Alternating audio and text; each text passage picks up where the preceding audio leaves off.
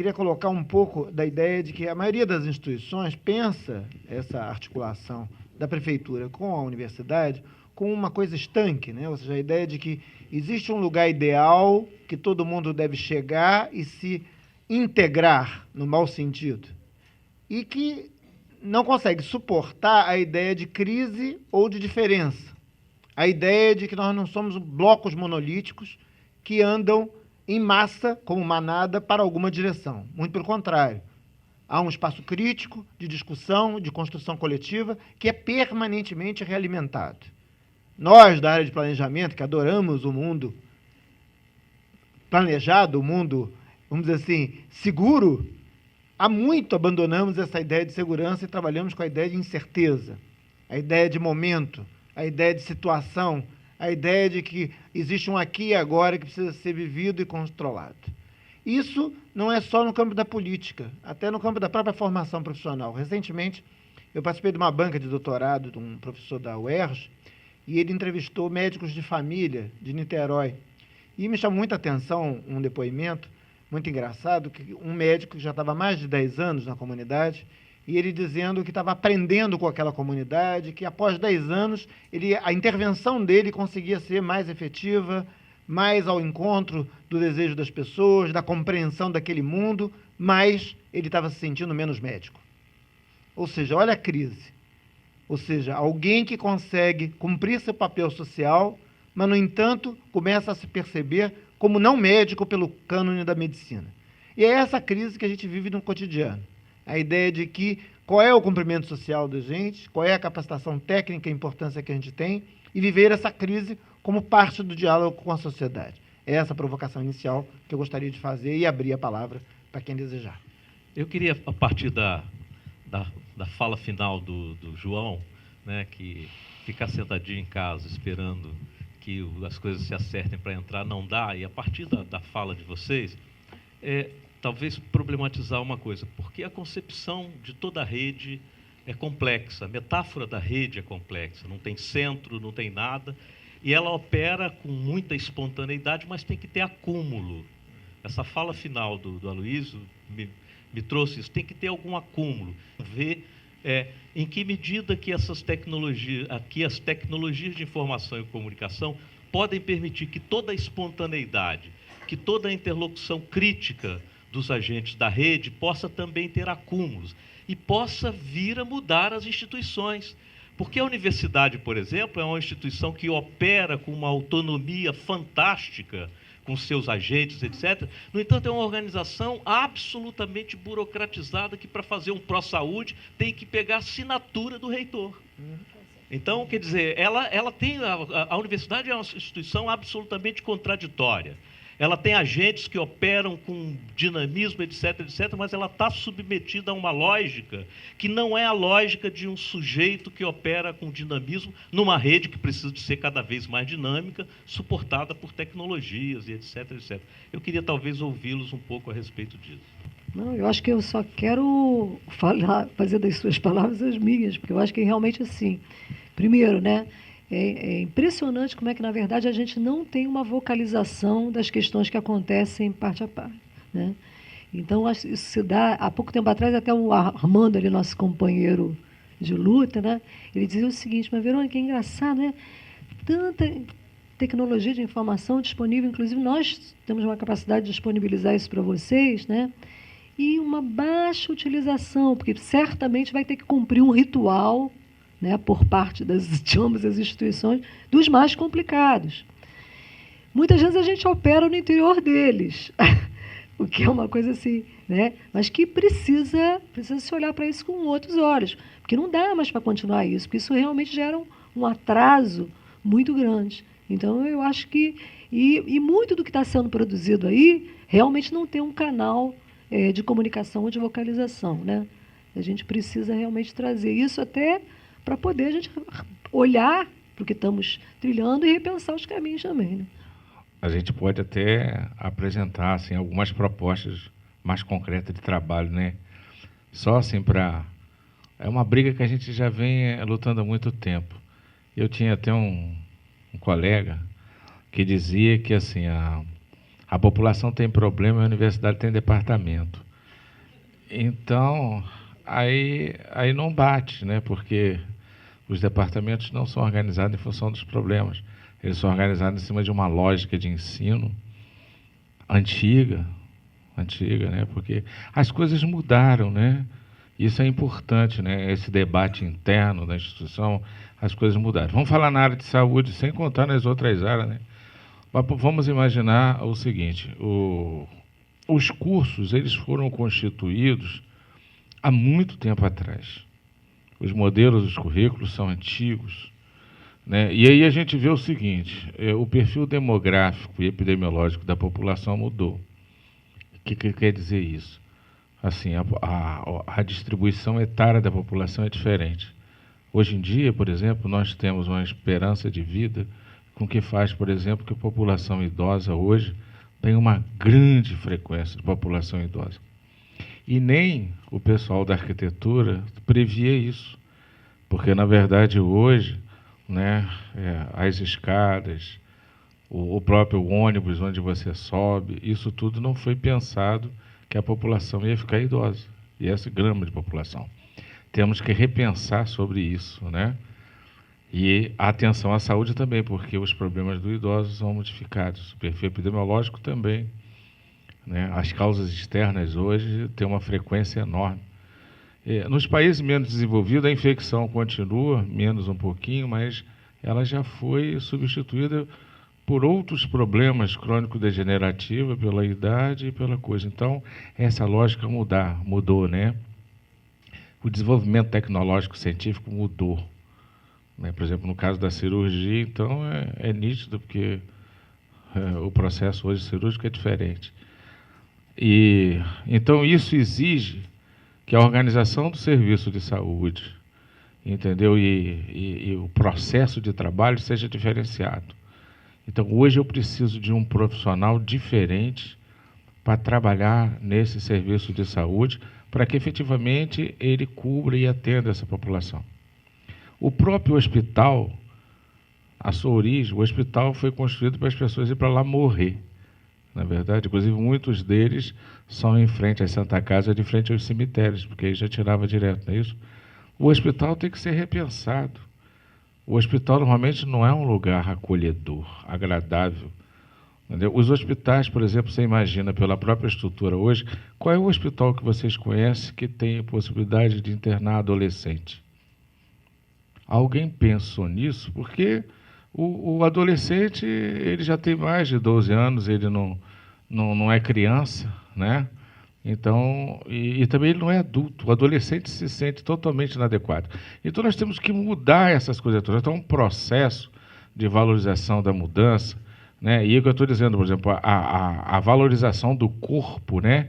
Que foi criada antigamente, quando nós passamos de miasma, que era que todas as doenças eram as enfermidades que vinham pelos ares, até se chegar a um agente etiológico que causa doença, fez com que a lógica, né, do conhecimento profissional da área de saúde identificasse que todas as enfermidades ela tem uma causa, um local, um espaço.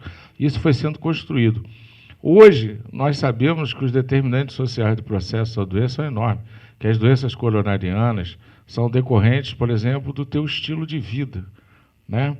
Se, por exemplo, determinadas doenças como neoplasia têm uma influência enorme no processo do ambiente físico. O ambiente físico, eu digo, coisas que você não controla, não é um estilo teu de definir como é o estilo de vida, mas o que você come hoje, né, os produtos que você come, a radiação que você recebe. Então é o seguinte, essas coisas mudaram tudo. E o nosso curso, entendeu, continua com um modelinho velho, antigo. Até o próprio sistema de saúde hoje, que foi um avanço enorme, ele diz que a atenção deve ser uma atenção integral. E o próprio diretriz curricular diz que você deve formar um profissional generalista, abrangente. Ora, nós estamos no processo de transição e temos produzido muito pouco conhecimento para isso. E quando se produz, ele não é sistematizado. E aí, por exemplo, aí eu fico imaginando, o pessoal que trabalha na CAPES, no CNPq, etc., só fica preocupado se o cara é doutor e se está produzindo coisa com ratinho. Não é verdade? Então, assim, eu não sou contra a pesquisa, eu estou falando assim meio xistoso, né, para a gente entender o que é.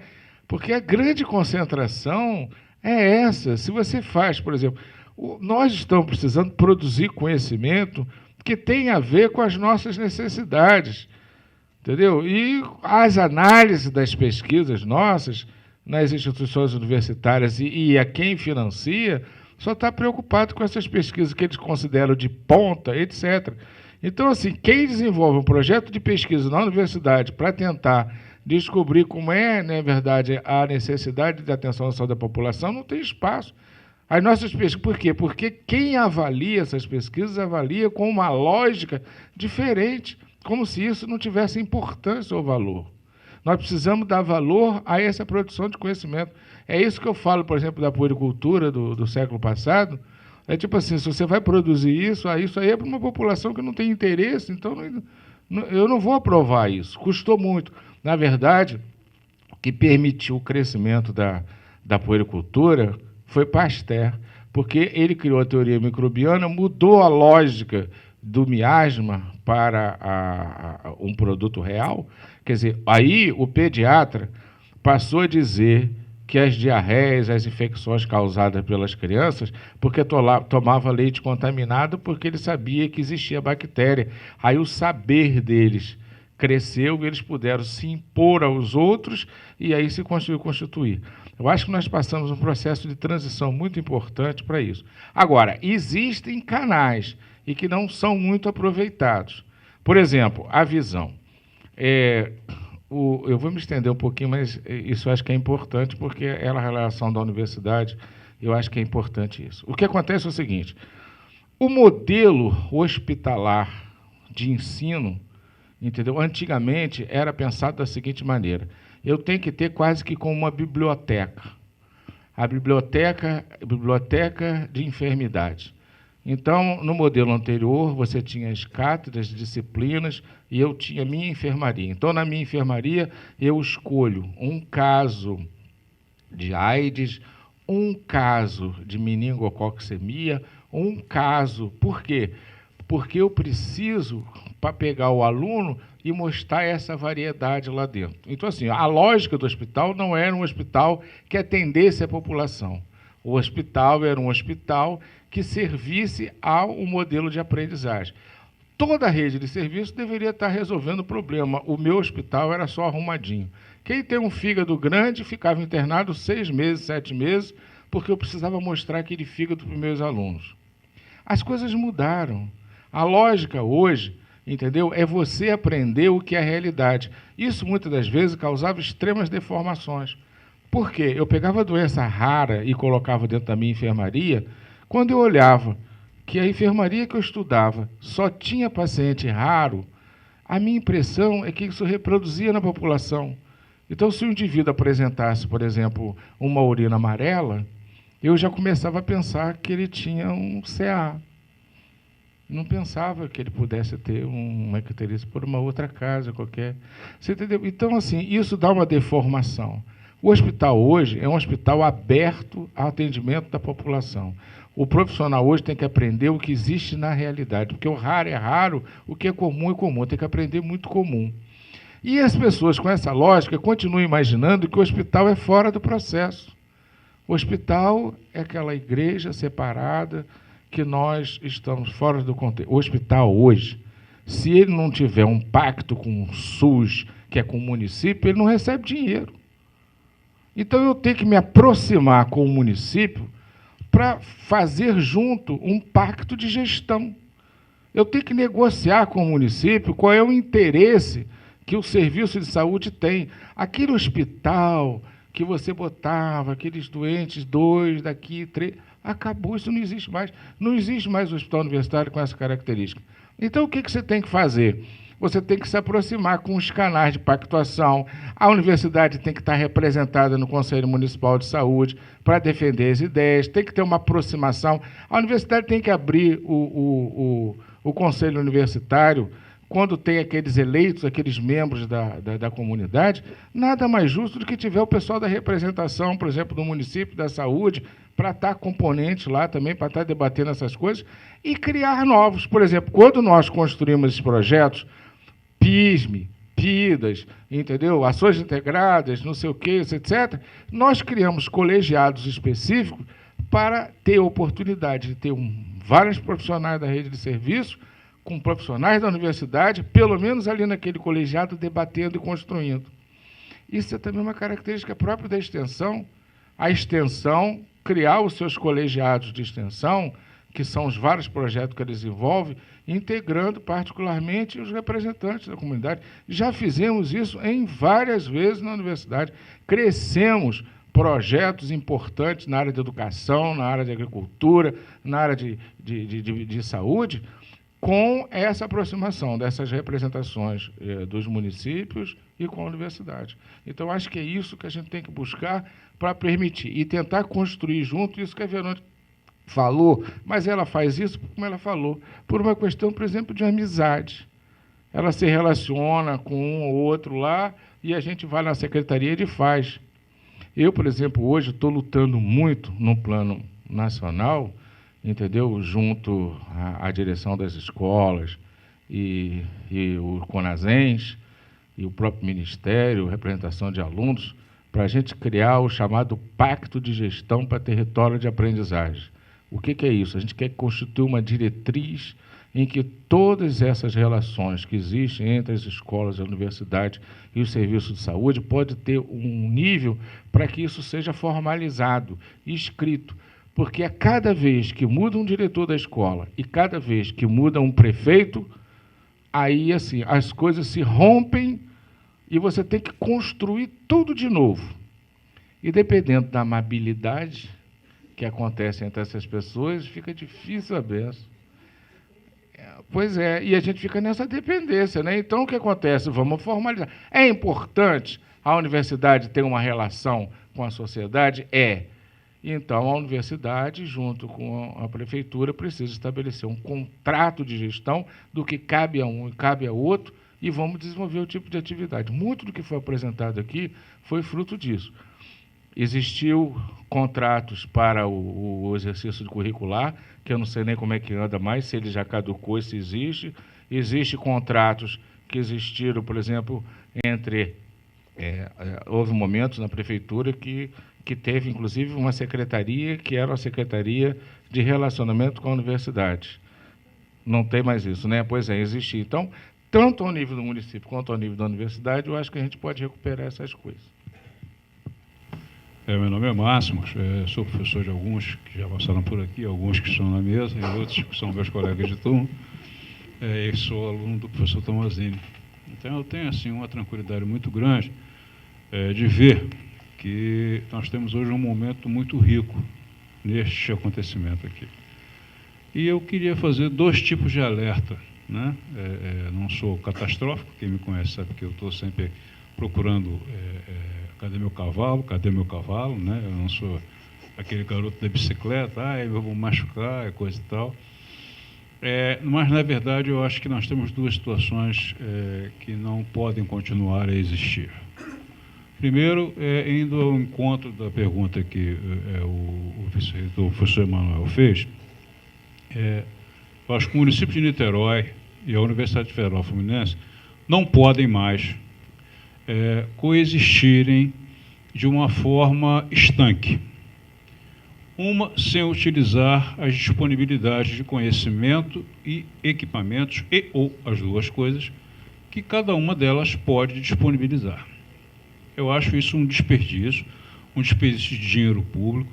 A maioria de nós aqui é composta por servidores públicos, e às vezes esquecemos disso. O fato de sermos professores universitários nos qualifica como servidores públicos com mais responsabilidade ainda, porque estamos envolvidos no processo de formação de uma nova geração de profissionais em todas as áreas de saúde, em especial, no caso específico, de uma população que vai lidar, e eu falo de um certo ponto de vista egoísta, eu falava isso para os alunos de uma certa forma, armando de testemunha, procuro muito tentar ensinar isso lá no posto de saúde de Santa Bárbara, para que amanhã, quando eu estiver um pouco mais avançado e precisar de alguém que me atenda, que pelo menos não faça algumas coisas erradas, saiba de algumas coisas de uma forma correta e não diga algumas sandices. A segunda questão é que nós, no caso aí, nós, Universidade Federal Fluminense, se a Prefeitura Municipal de Niterói, que inicia uma nova gestão daqui a pouco, não vier à universidade para conversar, eu acho que a universidade tem que ir à Prefeitura conversar. Nós temos que sair desse castelo de marfim que existe.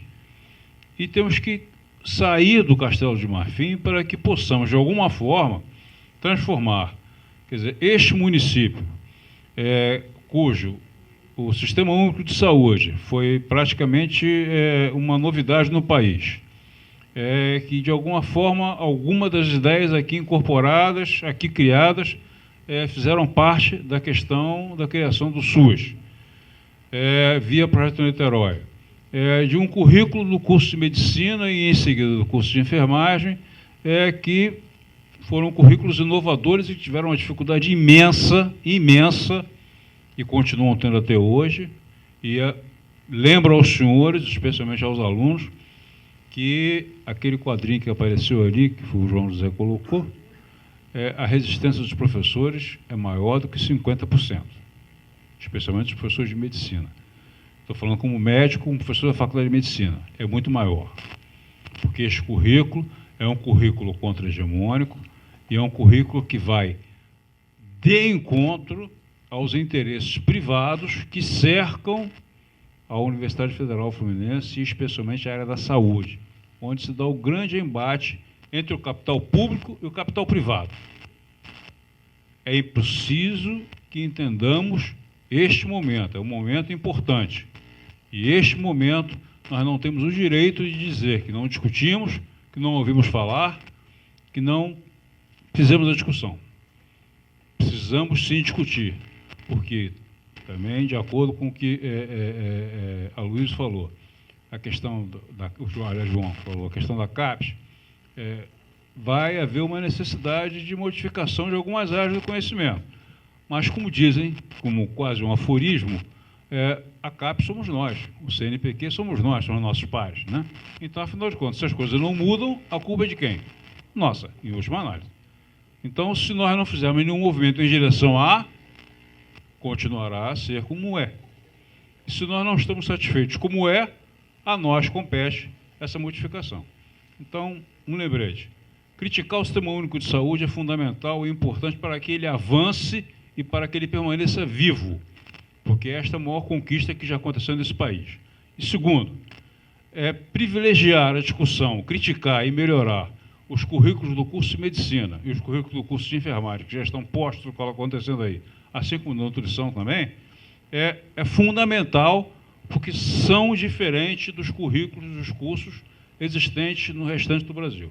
E eu estou falando isso com a tranquilidade de que estou estudando isso como uma tese de doutorado e encontro uma grande dificuldade, porque não é uma tese que segue aquele modelo acadêmico clássico, do quadrinho, da estatística, não sei o quê, é uma coisa mais descritiva. Eu encontrei, inclusive, dificuldade de encontrar o orientador, porque a questão era um pouco mais complicada. E como eu já sou uma pessoa quase não complicada, então somaram as duas coisas juntas. Então, fica só o lembrete. Não desistam, não acreditem em tudo que eles dizem, porque, na verdade, existe muita coisa a ser feita e criticar não quer dizer ser contra. A crítica, muitas das vezes, ela é absolutamente construtiva. Eu acho que nós podemos construir, sim, um sistema funcional, um sistema único de saúde, um sistema brasileiro e que engloba tudo. Desde o cirurgião que faz transplante, como muito bem o João colocou ali, até ao profissional que está na ponta, no posto de saúde, que tem que ser o melhor profissional da rede, porque é o que menos vai dispor de métodos diagnósticos secundários. Então, esse profissional ele tem que, ao examinar o paciente, ao colocar a mão no paciente, saber fazer um diagnóstico com precisão, para poder encaminhar corretamente a vida daquele que vem a ele. Tá? Obrigado. Retomando um pouco o que o professor Humberto colocou, a ideia de acúmulos. Toda essa existência da parceria da universidade com a Secretaria Municipal de Saúde e depois Fundação Municipal de Saúde, ela vem em crescendos e baixas, né? Só que isso reflete um pouco a nossa própria contradição interna, né? Eu queria lembrar um evento em 92, quando no auge do processo de municipalização da saúde em Niterói, onde radicalmente se optou em municipalizar praticamente todas as unidades existentes no município e que um bom grupo da universidade participava muito ativamente disso, ao mesmo tempo, no Conselho Universitário, se definia que fecharia-se o Antônio Pedro e o Antônio Pedro seria parte dele privatizado para servir outros interesses. Ou seja, muita gente daqui, é novinha, não se lembra do fechamento do Antônio Pedro em 92. E isso gerou um debate na cidade enorme. Ou seja, a quem pertencia o Antônio Pedro? À universidade ou à sociedade? E os grupos contraditórios da universidade lutaram por suas perspectivas, e que culminou na invasão tanto da reitoria quanto do Antônio Pedro por 3.000 metalúrgicos. Ou seja, o maior sindicato de Niterói veio em socorro dos movimentos sociais dessa cidade para impedir que a universidade, numa atitude privatista, tomasse um bem público para si e excluísse da participação popular. A participação popular foi mais poderosa que isso. Todas as forças de construção da coisa pública tiveram mais forças que isso e tornaram essa universidade esse espaço aberto que ainda existe. E é essa a questão que a gente quer preservar e manter, e, de alguma forma, avançar nessa perspectiva. Eu queria agradecer a todos aqui a presença, convidá-los a participar para o desdobramento desses eventos que, ao longo do dia, vão acontecer, e parabenizar a organização pela ideia de comemorar esse momento. Obrigado. O título que me foi dado, a formação de profissionais de saúde para o SUS, avanços e desafios em 2 décadas. Não é? Fiquei pensando assim, qual seria a minha contribuição, né? Uma vez que a minha praia, especificamente, não é a educação médica, não é a educação em odontologia, mas é também, é tudo isso, mas eu entro com a minha contribuição é a visão de uma educadora, né, enfim, minha formação é toda na educação, inclusive nesta casa, né, trabalhei nesta casa há alguns anos, sempre que venho aqui fico emocionada, e de maneira que a minha contribuição seria um pouco o olhar da educação para esses 20 anos, né, de SUS, e onde é que entra a formação dos profissionais nessas 2 décadas. Esses 20 anos, né, eles nos mostram um contexto socioeconômico e político assim, dos mais ricos. Né?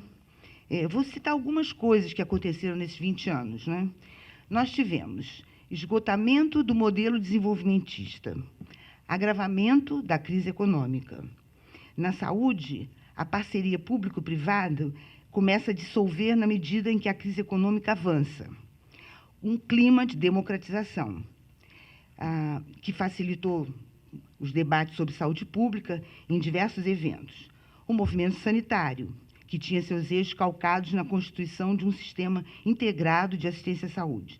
Tivemos a transição democrática, agravamento, não está por ordem, mas o conjunto de eventos que caracterizaram esse período, esses 20 anos. Tivemos o agravamento da crise econômica, tivemos uma instabilidade, mais ou menos, temos ainda, uma estabilidade macroeconômica e política, o ajuste neoliberal, a globalização, a famosa globalização, a crise do modelo assistencial na saúde, a economia regulada pelo mercado, a democratização, tivemos os sinais de democratização e tivemos a democratização. Um relativo crescimento econômico, uma grave crise que estamos vivendo agora do sistema financeiro americano / mundial. Né? Então, assim, foi um período assim, muito rico, né? Esses 20 anos foi de muita oscilação, né? De maneira que muitas coisas aconteceram nesse período. Bom, então vamos lá, vamos na Constituição. Né? O que a gente tem como um legado dessa Constituição?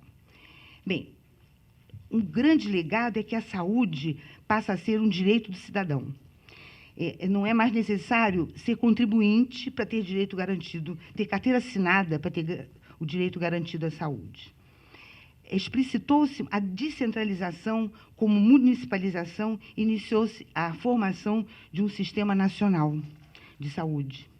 Houve uma mudança profunda no perfil de financiamento, através da instituição de fundos de saúde nos 3 níveis, estadual, municipal e federal. A inclusão do SUS na Constituição representou, então, uma vitória das teses aprovadas na 8ª Conferência Nacional de Saúde, que foi em 86, que foi um momento de pacto social no setor de saúde, estabelecendo os princípios desse novo sistema. Então, quer dizer, esse marco da Constituição, esse marco do nascimento do SUS, isso é importante, sobretudo porque ao SUS é conferida a responsabilidade pela ordenação da formação dos recursos humanos na saúde. Então, está lá na Constituição, no artigo 200, não me lembro agora o item, enfim, a linha, né? Não sei exatamente o quê, mas no artigo 200, que ao SUS cabe a formação dos recursos humanos. Isso aí foi, durante algum tempo, relegado a um plano secundário, as pessoas não entendiam bem o que era isso, conferir ao SUS a responsabilidade de formação de recursos humanos. Por que o SUS, né? Bom, paralelamente, e eu quero frisar isso, paralelamente, as coisas aconteciam paralelamente. Em 1988, logo após a promulgação da Constituição, começa a acontecer as primeiras discussões e aparece o primeiro projeto de reforma do ensino. Mas, assim, com um conjunto de pessoas ligadas à educação. Então, era uma discussão que corria em paralelo às questões da saúde, né?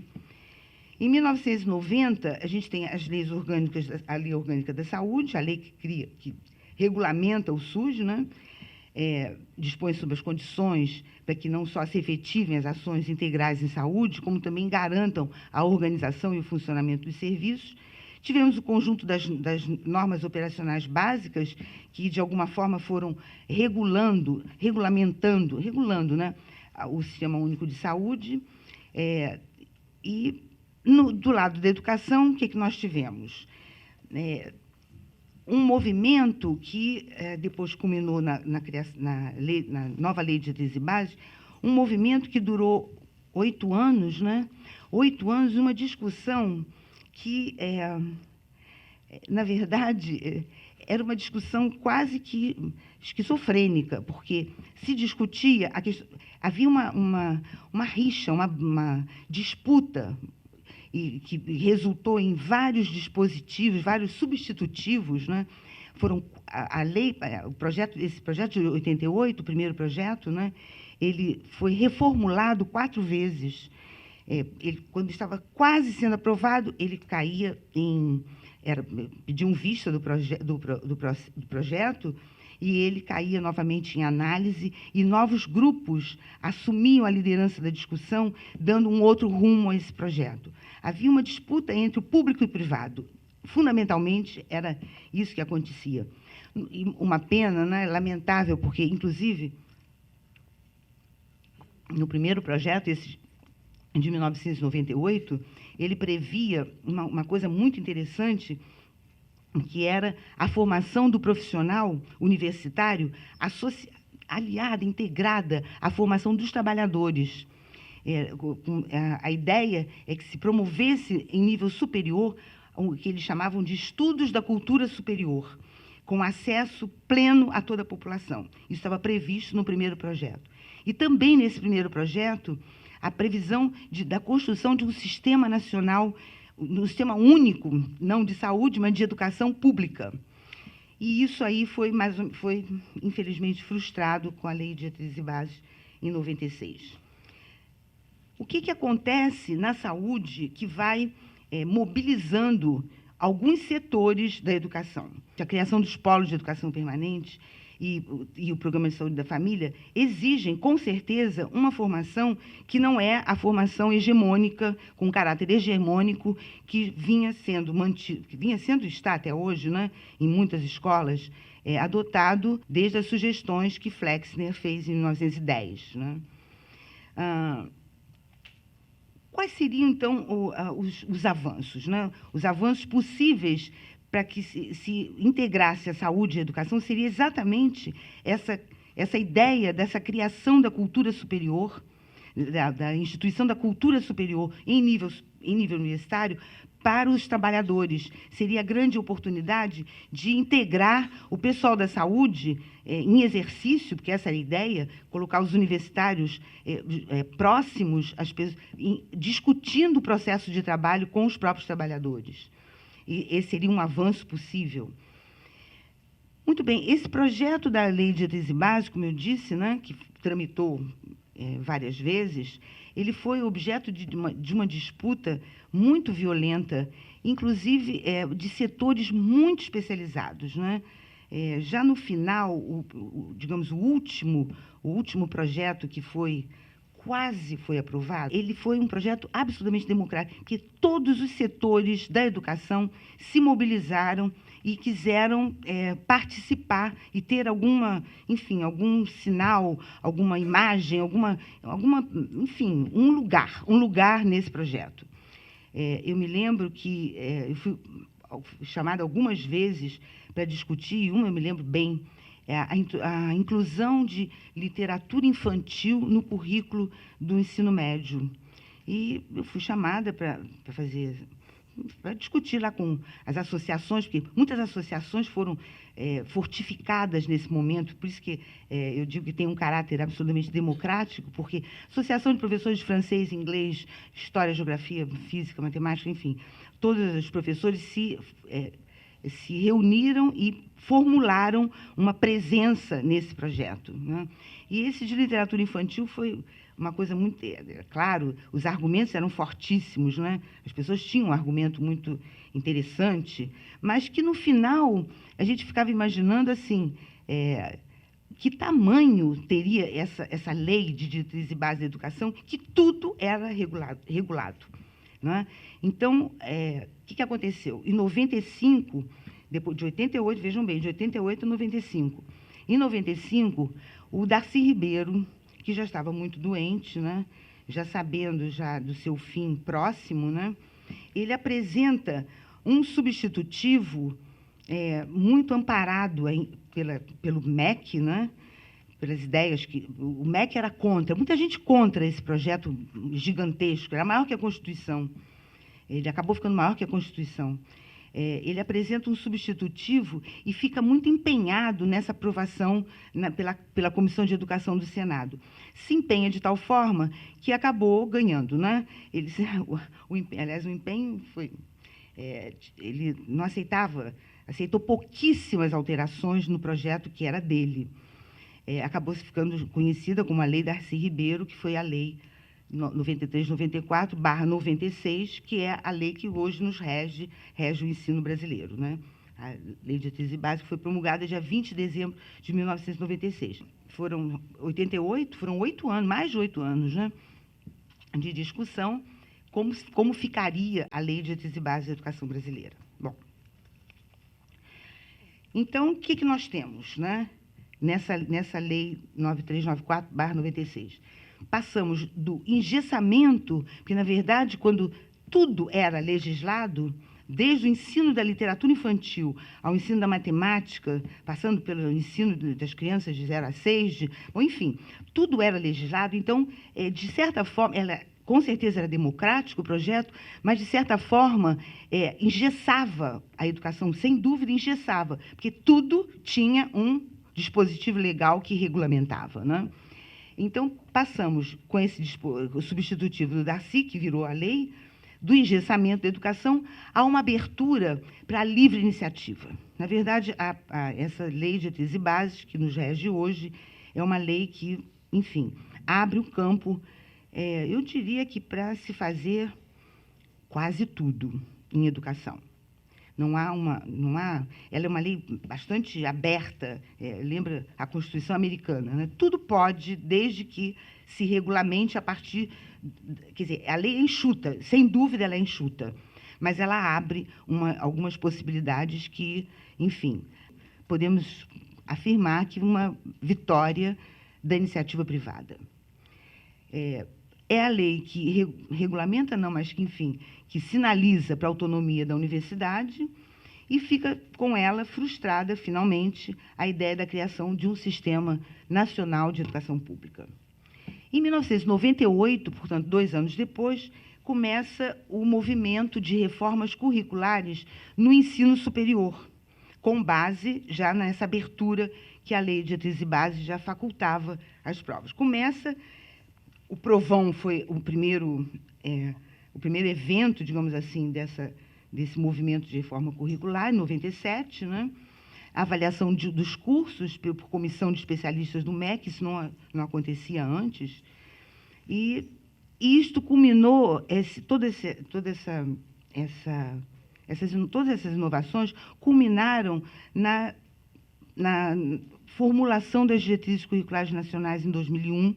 Elas começaram a ser promulgadas, e que foi um movimento relativamente democrático, né? O MEC tinha a ideia dele, de como seriam as diretrizes curriculares nacionais para todos os cursos de graduação, mas especialmente o setor da medicina, a Associação Brasileira de Educação Médica, a Rede Unida, o SINAEM, os relatórios do SINAEM, o diretório acadêmico, os diretórios acadêmicos se mobilizaram e conseguiram que não vingasse o texto tal como o MEC tinha elaborado.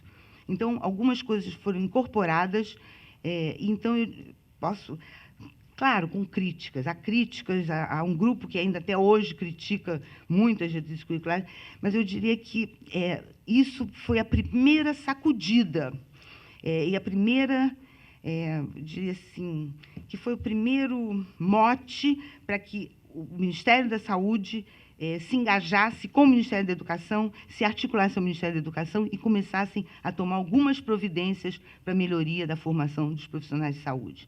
As primeiras diretrizes foram homologadas, foram da medicina, com a primeira resolução, foi a resolução 4, medicina, nutrição e fisioterapia, se não me engano. As 3 primeiras carreiras que tiveram os seus currículos, as diretrizes homologadas, né? E daí em diante, em cascata. Algumas um pouco mais de demora, a odontologia demorou muito, a psicologia demorou muito, muito. Houve uma discussão enorme da psicologia, o Conselho Nacional de Psicologia, enfim, houve muita discussão, mas as primeiras foram homologadas e aí, como tudo novo, né, as reações foram diversas, né? Fundamentalmente, as diretrizes trazem, de novo, a formação do perfil generalista do profissional, uma sinalização para que todo o currículo seja articulado com a realidade, o desenvolvimento de competências, a formação para o sistema público de saúde, isso é uma coisa que fica bastante claro, né? A ênfase na atenção primária e tudo isso em decorrência desses movimentos que eu disse a vocês, que facilitaram, digamos, a construção de um texto que não fosse exatamente um texto do MEC. Quais os desafios que logo se puseram em discussão, né? Para discussão? Primeiro, que os professores, muitos deles até hoje, desconhecem o texto das diretrizes curriculares. Desconhecem mesmo. Já ouviram falar, todos eles, sem dúvida, mas não leem um texto. E se leram, fizeram aquela leitura como a gente, em geral, faz, né? Porque realmente ler dispositivo legal não é brincadeira, né? Mas então eles leem assim, na diagonal, e acham que entenderam e saem fazendo críticas, o que é pior. Então, eu pergunto, qual é o desafio? Treinar os professores? É importante que os professores saibam, conheçam o texto da lei? É uma pergunta que fica, eu acho que é um desafio. Qual outro desafio, né?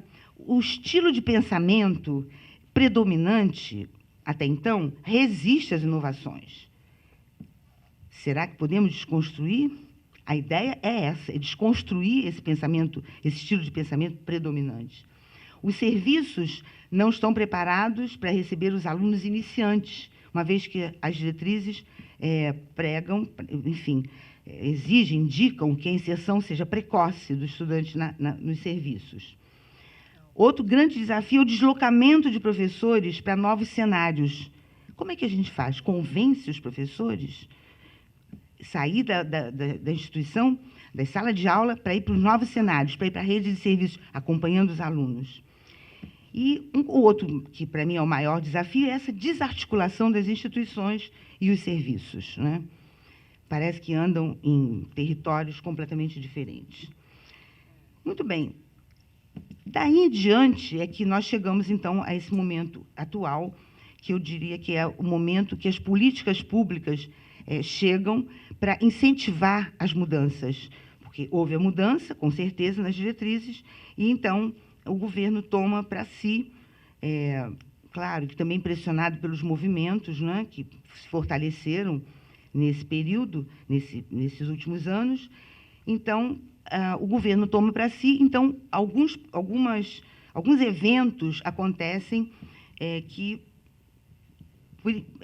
a partir desse momento, então, começam a aproximar as questões da educação com a saúde. O primeiro foi o PROMED, em 2002, que incentiva a mudança curricular nos cursos de medicina, que foi a primeira experiência de articulação do Ministério da Saúde com o Ministério da Educação. Até então, os dois não se falavam, né? Se conheciam, evidentemente, mas não se falavam. Então, foi a primeira esqueci o nome, a primeira iniciativa de integração dos dois ministérios. Há um diagnóstico, o PROMED tem base num diagnóstico da excessiva especialização médica. Eu acho que o que é mais importante nesse diagnóstico é a constatação de que mais de 2/3 dos alunos, aliás, dos médicos que se graduam, ingressam na residência médica, indicando um comprometimento do princípio da terminalidade. Quer dizer, o aluno não se sente médico quando ele acaba o 6º ano, não é? Ele tem que fazer a residência. E isso sinaliza o quê? Um problema na graduação, não é? E a constatação de que 50% dos conhecimentos necessários, apenas 50% são adquiridos durante a graduação. Esse faz parte do diagnóstico que levou à criação do PROMED. O distanciamento também entre a formação dos profissionais e as próprias necessidades do SUS. Forma-se um profissional que não tem nada a ver com as necessidades do Sistema Único de Saúde. A inserção nos hospitais, né, cada vez mais especializados, enfim, tem uma série de pontos que os minutos não me permitem ir adiante, mas, então, esse PROMED auxilia 20 escolas, né, se não me engano, 19, 20 escolas, 20, né? Não, parece que uma depois acabou saindo, né? 19 escolas com auxílio substancial para que façam as suas reformas. Bem, a gente tem vários resultados disso. Tem um projeto de pesquisa que trabalhou numa escola, que acompanhou essa escola e viu quais os resultados do PROMED, mas não caberia aqui fazer esse tipo de relato. Bem, e eventos seguidos confirmam isso que eu disse, que as políticas públicas passam, então, a incentivar. Em 2003, a criação dos polos de educação permanente, que bota o profissional sentado com o aluno, com o professor, na roda, para discutir os encaminhamentos das ações de saúde naquele local, naquela região. O Aprender SUS, o Ver SUS, em 2004, o curso de ativadores de mudança, em 2005. Eu vou dar a notícia, depois vocês procuram, façam uma busca ativa. Na busca ativa, tem que fazer a busca ativa, né? Então, foram projetos de sucesso, né?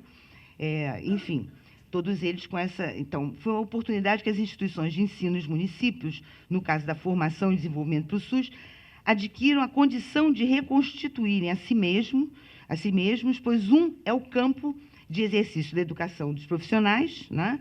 A universidade, as faculdades, e o outro, o campo de exercício profissional das ações de saúde.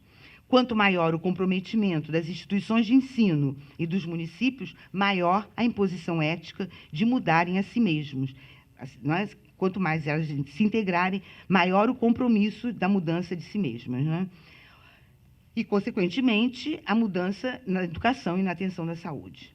Essas políticas, de alguma forma, elas são respostas à homologação das diretrizes curriculares, né?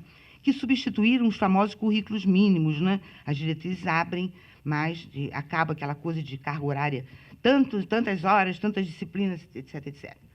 Bom, tivemos o SINAES também, que é uma avaliação integrada, né, que reunia todos os instrumentos de avaliação, o ProUni, né, um programa Universidade para Todos, que, embora também muita gente torça o nariz, né, para o ProUni, porque a finalidade é a concessão de bolsas de estudos integrais e parciais em cursos de graduação em instituições privadas de ensino superior, mas ele e o REUNE, que é o programa que nós temos nesse momento em vigor, 2007, o ProUni e o REUNE tem como finalidade a ampliação do número de estudantes nos cursos de graduação, né? Ampliação de vaga, de oferta, né? Nos cursos de graduação. O ProSaúde, que é um desdobramento do ProMed, que também é uma política importante, porque com base na avaliação do ProMed, se instituiu o ProSaúde, alargando aquele incentivo para as escolas médicas e ampliando também para odonto e para enfermagem. Então, no momento, nós temos a odonto, a enfermagem e a medicina sendo apoiadas com verbas para realizar mudanças. E eu não posso ler a proposta do ProSaúde, mas olha, mais uma busca ativa, ProSaúde. Consultem, porque é interessante. É interessante a construção quer dizer, muito com base no ProMed, né? Mas é interessante a construção. E o REUNE, que também vocês certamente devem ter ouvido falar, porque é objeto de muita discussão nas universidades, os contras e os a favor, que é uma política nacional de expansão da educação, e tem como meta global elevar a elevação gradual da taxa de conclusão média dos cursos de graduação presenciais para 90% e da relação de alunos de graduação em cursos presenciais por professor para 18%. Nós temos hoje uma média no país, cerca de 12 por professor, né? É média, né? Depende muito da universidade. A nossa, por exemplo, a relação é de 6 alunos por professor, é uma média baixíssima. E a meta até 2011, que haja uma relação que cada professor seja responsável por 18 alunos. Quer dizer, não é responsável, é a relação professor-aluno, né? Bem, o REUNE propõe também um redesenho curricular dos cursos de graduação, valorizando especialmente a flexibilização e a interdisciplinaridade, diversificando as modalidades, articulando com a pós-graduação, etc, etc. Então, nós temos um quadro geral. Assim, no quadro geral, nós temos que as DCN, as diretrizes curriculares e as políticas públicas, efetivamente são possibilidades abertas para repensar a escola, que pouco dialogava com a sociedade. Tanto as DCN quanto as políticas públicas abrem esse canal, né, de diálogo. A orientação para capacitar profissionais nos diferentes níveis de atenção, isso é uma outra questão que eu acho que é importante sinalizar, com responsabilidade social. Os desafios para integrar serviços e instituições formadoras, e, com isso, relacionar conhecimentos científicos com a realidade. Desafios também para adotar práticas pedagógicas dinâmicas que integrem estudantes e os reconheçam como sujeitos ativos de sua aprendizagem. Mas ficam algumas suspeitas, né? Há uma extensa discussão a respeito da mudança de paradigma referente ao processo de saúde e doença, mas não há clareza de como essas práticas pedagógicas podem acompanhar ou responder a esse novo paradigma. Há um reconhecimento de que o mundo está mudando. Os professores reconhecem, os alunos reconhecem, e de que a universidade precisa refletir essas mudanças em seu projeto pedagógico, a fim de formar um profissional crítico, esteja preparado para enfrentar os desafios, etc, etc. Mas há um desconhecimento dos professores em relação ao como inovar. Eles sabem que precisam inovar, mas há um desconhecimento de como inovar, como produzir essas mudanças, e gerando uma mistura de angústia e desconforto acrescido de impotência em muitos professores. Eu estou dizendo isso com base em resultados de estudos, em pesquisas que eu venho fazendo com os meus orientandos. Considerações finais. Parte está publicado, é um artigo meu, está publicado com uma aluna minha. A reestruturação no campo da saúde não passa apenas por transformações no modelo de ensino das profissões de saúde, uma vez que, sendo compreendida como qualidade de vida, é necessário que pensemos, ao mesmo tempo, em ações multissetoriais relacionadas a aspectos ambientais, habitacionais, nutricionais, geográficos, educacionais, trabalhistas, culturais, de saneamento básico, de lazer, entre tantos outros, de modo a garantir a concretização de um projeto que se contraponha ao histórico modelo que excluía a atenção da saúde. A solução passa, sem dúvida, por uma reformulação mais abrangente nos currículos, mas não é e nem acaba nela.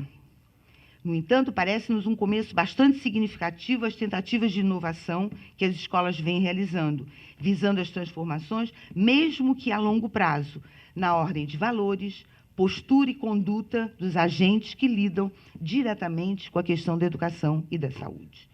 Passamos, inegavelmente, por um momento de revisão das práticas e de valores que norteiam não só o exercício profissional, como também a própria existência humana, e é oportuno que se repense o que queremos para a sociedade.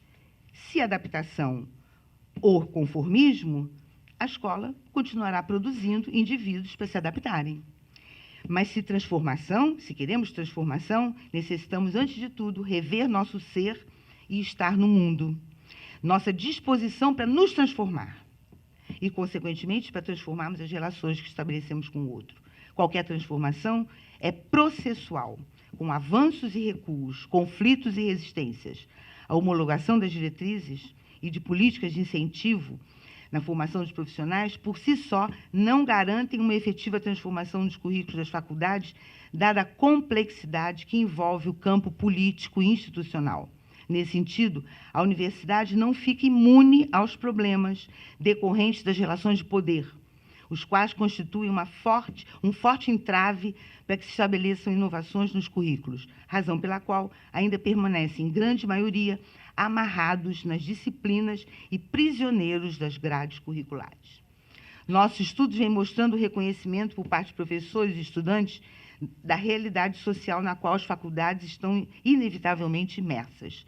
Fato esse que acaba obrigando a promover o diálogo entre as universidades, os serviços e a comunidade, que o Gilson vai tratar, com certeza, brilhantemente. Constata-se, então, que há uma dissonância entre o que lhes mostra a realidade e o currículo vivido na escola. Para um conjunto significativo de professores e estudantes, há de se alterar o currículo, de modo a pautá-lo em um novo paradigma da saúde, que seja construído com base nas relações dos estudantes e docentes com a população, com o sistema de saúde, com os programas que estão em implantação, para prevenir e promover, de fato, a saúde das comunidades. Há, como observamos no exposto por vários professores, nossos estudos, mais suspeitas sobre a necessidade de processar alterações em conteúdos, em métodos de ensinagem, em atividades práticas, no que propriamente ousadia, capacidade estratégica de conduzir processos e ganhar condições políticas para realizá-las. Há também, por parte da escola, tentativa para inovar seus currículos. No entanto, distintos obstáculos se fazem valer. Pouca ou nenhuma capacitação pedagógica por parte dos professores. A ausência de suporte teórico referente à área das ciências sociais. Resistência e falta de arrojo para romper os modelos tradicionais de ensino. Receio de introduzir precocemente os estudantes nas ciências básicas, sem boa base, eu já ouvi isso, sem conhecer molécula. Como eu vou levar meu aluno para a rede de serviço sem ter estudado moléculas? Bem, a ideia de inseri-lo cedo na prática por si só já constitui uma inovação, desprezando a necessidade do processo permanente de ação, reflexão, ação. E outro obstáculo é a dificuldade para integrar conhecimentos com outras áreas do saber. De qualquer forma, é quase uma unanimidade que, para se efetuar inovações significativas nos currículos das profissões de saúde, é necessário, primeiramente, que o docente inove sua postura, seu modo de pensar e de conhecer a educação e se arrisque, ouse, experimente novas práticas de ensino, construa com os alunos novos conhecimentos e reconheça o ato de educar como um ato político. E, para acabar, a inserção precoce do estudante, a criação de disciplinas que abordem, direta ou indiretamente, assuntos referentes à prática nos serviços e ou à saúde pública, a participação de estudantes na produção científica sobre educação médica, articulada à prática nos serviços, esvaziam-se caso os sujeitos desse processo não estejam dispostos a reformular, com serenidade e senso crítico, suas posturas, valores e práticas. É isso. Obrigada.